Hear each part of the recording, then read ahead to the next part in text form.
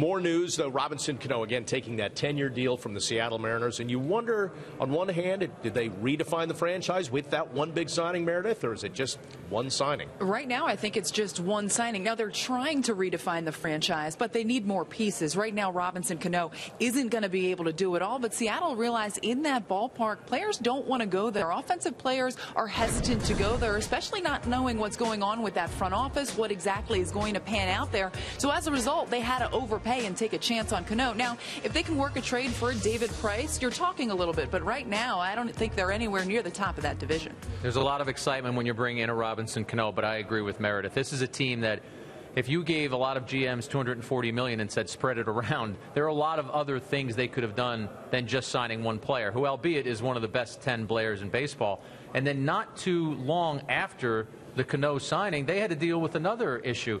Seattle Times reporting about the dysfunction in the organization. Eric Wedge, the manager, was very outspoken about people meddling. Zarenzik came back with a statement today saying that none of that was true. So they want to talk about Cano. They want to talk about all the things they think are going to happen, but they had to deal with some issues from a pretty interesting media report as well. Yeah, I mean, you talk about redefining. I think they redefine themselves as even more clueless than we realize. This is an organization in bad shape. It's a general manager on a one-year contract, a team that has just been crushed attendance-wise in the last 10 years.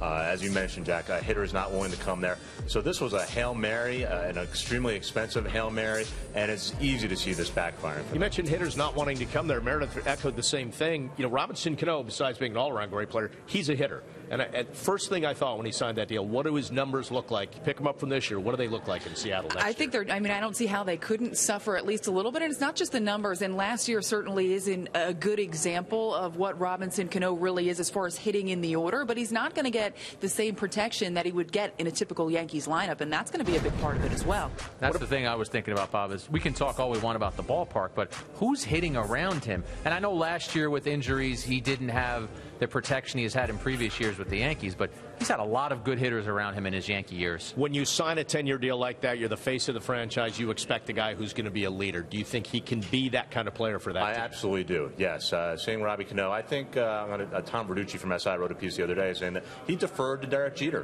when he was with the Yankees.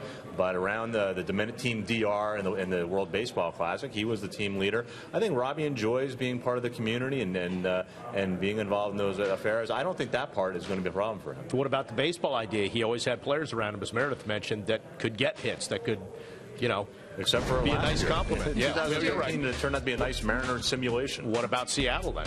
I mean, he's got to hope for some bounce-back years from some of the young guys. Oh, no question right? about it, yeah. And you know what, Bob, when you talk about being a leader, and I do think that sometimes this gets beaten to death, but you got to run to first base. If you're going to be a leader, you've got to be the guy who is like Derek Jeter, who want to come back or right to the pitcher, you're sprinting to first base. Now, I know there was a lot of talk about Cano is a guy who, when he finishes his swing, if he knows that it's an out, for that moment, he's disappointed in himself. If you want to lead, you got to run to first base. It's 90 feet. It's not that hard.